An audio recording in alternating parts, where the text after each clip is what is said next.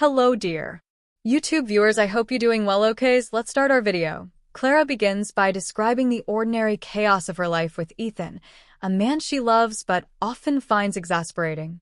Their mornings usually start with him searching frantically for his misplaced keys or wallet, while she mutters sarcastic remarks under her breath.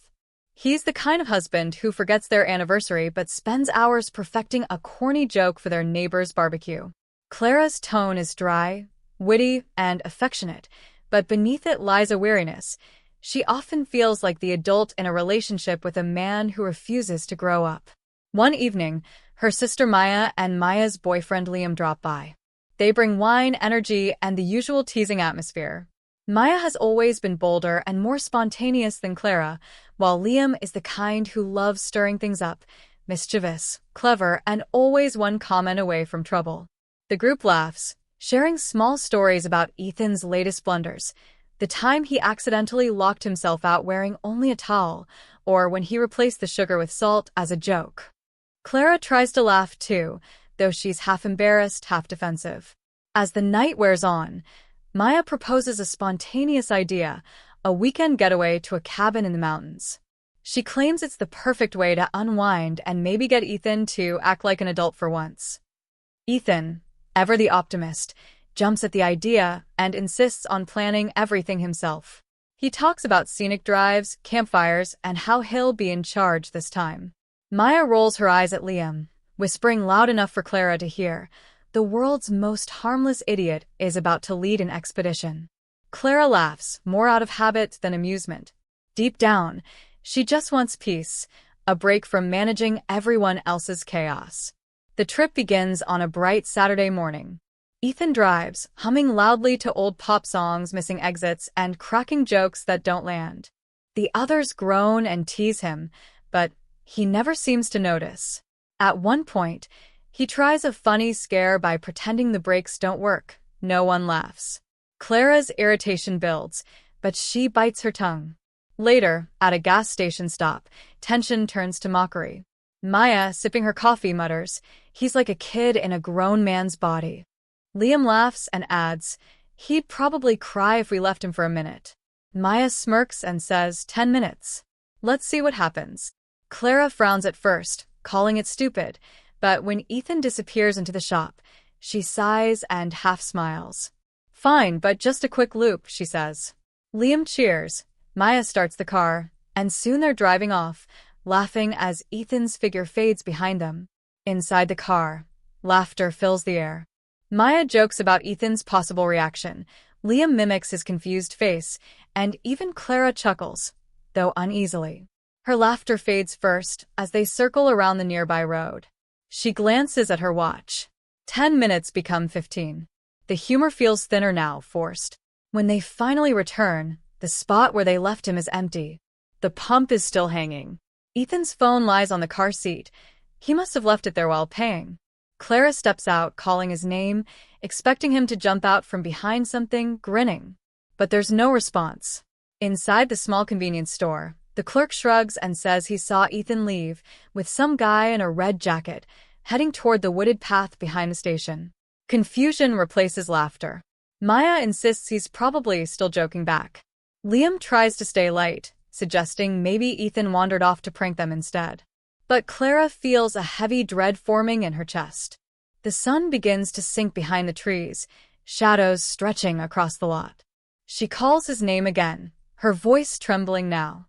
There's only silence, and the sinking realization that the joke might have gone too far.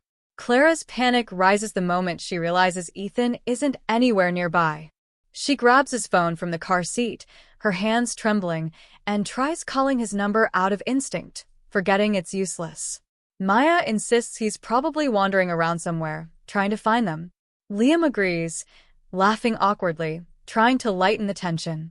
"Come on, Clara. He's probably sulking, or maybe he's hiding just to freak us out." That's totally something Ethan would do. Clara isn't convinced. She wants to call the police, but Maya stops her, saying it'll just cause unnecessary trouble. "Let's wait a bit. It's dark, but we're still close to the highway. He'll show up." Minutes stretch into hours. The laughter that once filled the car is gone, replaced by silence, and the rhythmic thud of rain starting to fall on the windshield. Visibility drops fast, turning the world into a blur of gray. They drive slowly along the road, headlights slicing through the mist, calling out Ethan's name from the windows. No answer. Every shadow feels like it might be him, but every time they stop, it's nothing. Just trees, puddles, and darkness. Clara grips the steering wheel tighter each time they pass the gas station, feeling the same spot pull at her like gravity. "We should never have left him," she mutters. Maya says nothing. Liam quietly stares out the window, finally realizing this is no longer funny. By dawn, Clara's patience shatters. She calls the local sheriff's office, her voice shaking as she explains what happened. The officer's tone is calm, but clipped, professional disbelief under the surface. "You left him?" "As a prank." The words sting. Within an hour, search teams are combing the nearby woods with dogs and flashlights. Clara follows them, numb, while Maya and Liam hang back, whispering excuses that sound more like confessions.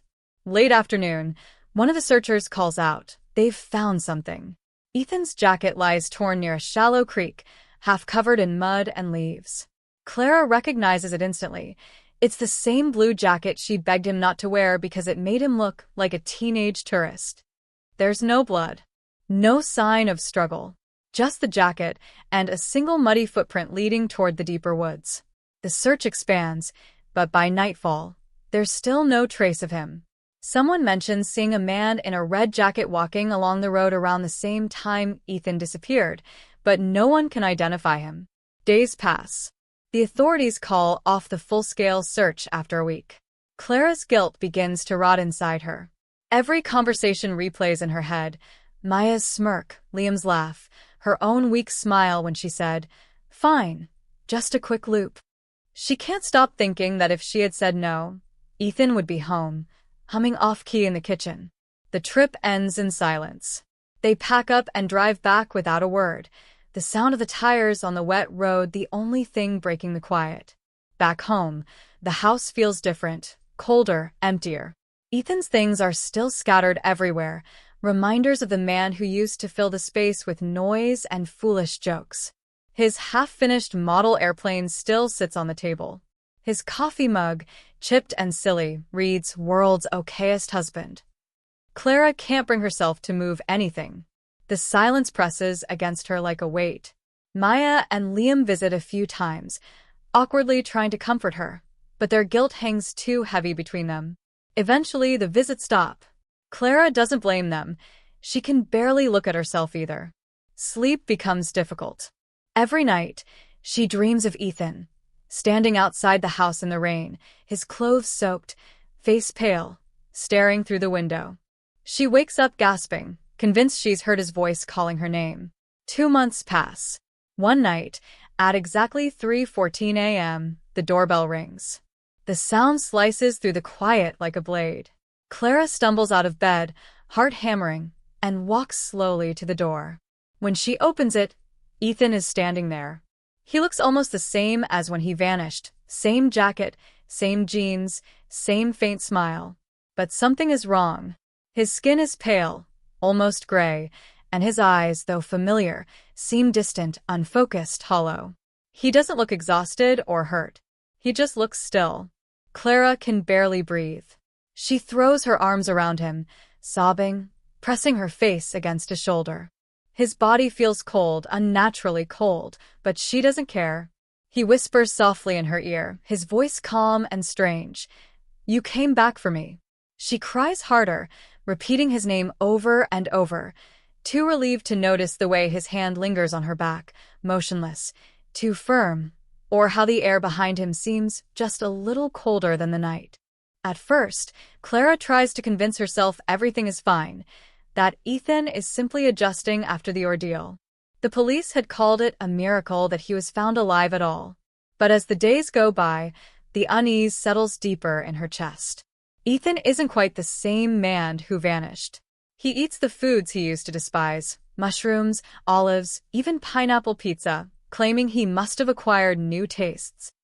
He writes with his left hand now, though he'd always been right-handed.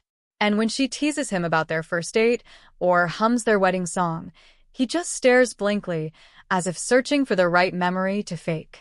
When she reminds him of small details, like the time he dropped her engagement ring in the sink, he only laughs, too loudly, too long.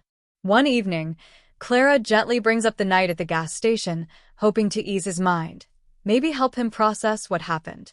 But Ethan's expression hardens. His voice is quiet when he says, "That wasn't me you left there." The words hang in the air, heavy and cold. She forces a nervous laugh, thinking he means it metaphorically, that trauma changed him, that he's not the same person anymore. But something in his tone makes her skin crawl. As the week drags on, his behavior grows stranger. He starts wandering outside at night, even when it's pouring. Clara wakes to the sound of the back door creaking, finds him standing barefoot in the rain, staring into the woods. When she asks what he's doing, he smiles vaguely and says, "Just listening." The dog, usually affectionate and loud, refuses to go near him, growling low whenever Ethan enters the room, tail tucked tight.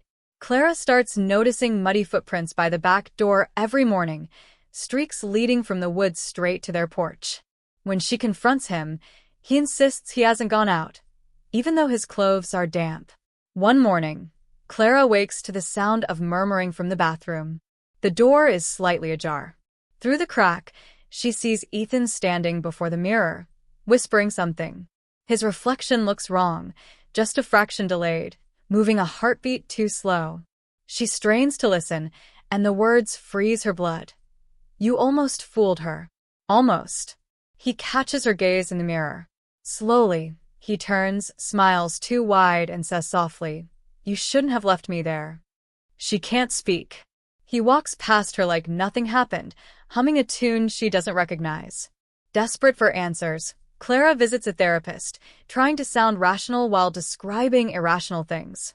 The therapist listens carefully and explains that people returning from trauma can experience dissociation, altered behavior, even personality shifts. "He's processing survival," they say gently.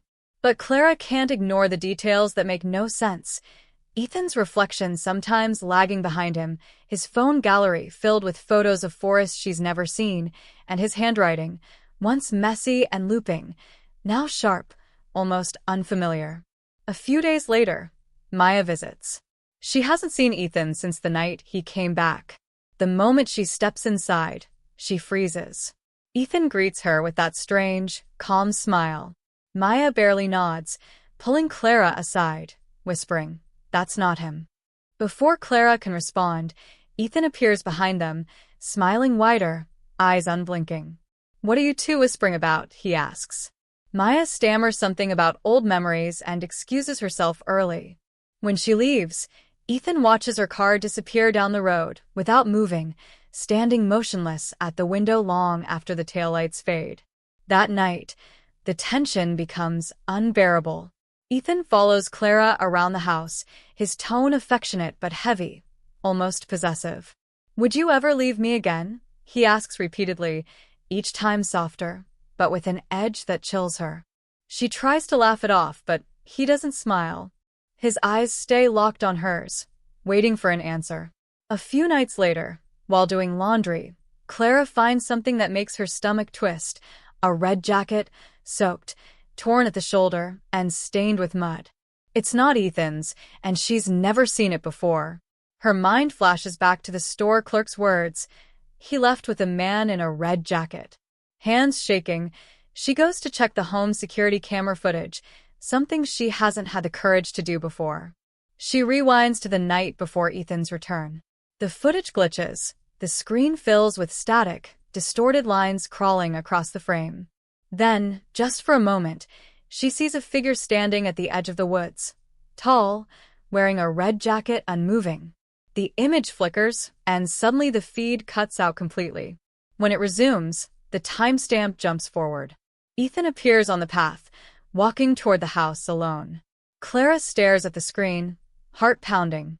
Behind him, for just a second before the static fades, she swears she sees something else, a darker shadow, standing where the man in red had been, still watching. Clara makes up her mind to end the nightmare. The house feels wrong now. Every sound, every shadow seems to echo his strange, new presence.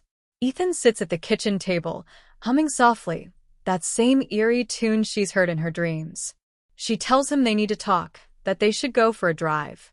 He smiles, calm and too compliant, as if he's been waiting for her to say that. The drive is quiet except for his humming. The closer they get to the gas station, the heavier the air feels. Streetlights flicker as they pass, and Clara's grip on the wheel tightens. Ethan's voice breaks the silence at last.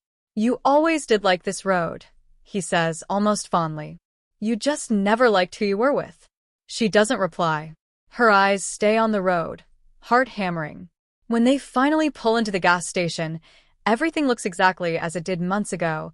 The same cracked sign, the same flickering lights, even the same distant hum of crickets.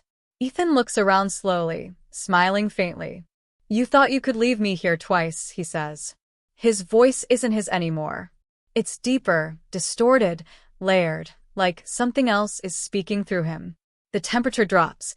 Clara can see her breath fog the air. The lights above them flicker violently, and Ethan's smile widens. "He found me here, you know. The man in red. He offered me a ride home." His eyes gleam with something unnatural. "He taught me not to be left behind again." Clara feels a cold realization bloom in her chest. The man in red didn't take Ethan. He became him. Or maybe, whatever came back wasn't Ethan at all. She throws open the car door and runs. Rain starts to pour, hard and fast, soaking her as she sprints toward the small convenience store. Behind her, footsteps pound, impossibly fast, too close. She bursts inside, gasping for breath. The same clerk from months ago stands behind the counter, motionless, staring at her with lifeless eyes. "He came back for you," he says softly. "You shouldn't have left him alone." Before Clara can respond, the lights flicker again. For a split second, everything goes dark. When they return, Ethan is standing right behind her, smiling, the same frozen smile she's come to dread. "You came back," he whispers. Then nothing. The world folds into blackness. When Clara opens her eyes, sunlight streams through her bedroom window. She's in her own bed, dressed neatly, as if she's been there all night. For a moment, she thinks it was all a dream, until she hears humming coming from the kitchen. Ethan's voice, calm, cheerful, utterly normal. She walks in slowly. He's flipping pancakes, humming the same tune, smiling the same way he used to.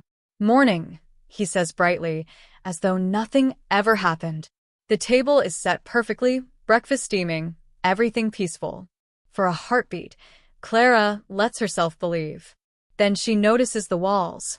They're painted red, a deep, unsettling crimson she's never seen before. She doesn't remember painting them. She doesn't remember agreeing to it. Her pulse quickens. She grabs her phone and dials Maya's number, but the call doesn't go through.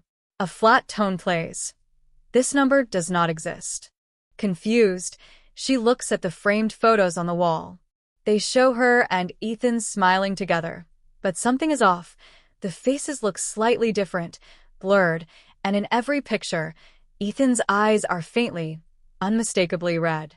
Heart pounding, Clara rushes to her desk and opens her journal. She flips through the pages, desperate to anchor herself to something familiar. Her handwriting, her thoughts, proof that she's still real. But the writing isn't hers. The letters are sharp, slanted, written by someone else's hand. The last entry reads, "She left him once. She won't do it again." Clara stares at the words, her breath catching in her throat. A shadow glides past the window. She turns slowly. Outside, by the edge of the trees, a tall figure in a red jacket stands motionless. He lifts his head slightly, smiling. Clara feels her vision blur, her mind slipping like sand through her fingers. Ethan hums softly from behind her. "We thought it was just a joke." Her voice echoes in her mind, detached, hollow. But jokes end when laughter dies. What came back wasn't him, and what's left of me isn't me anymore. Thanks for watching. For more videos, please subscribe. Our channel, Awesome Visual Story.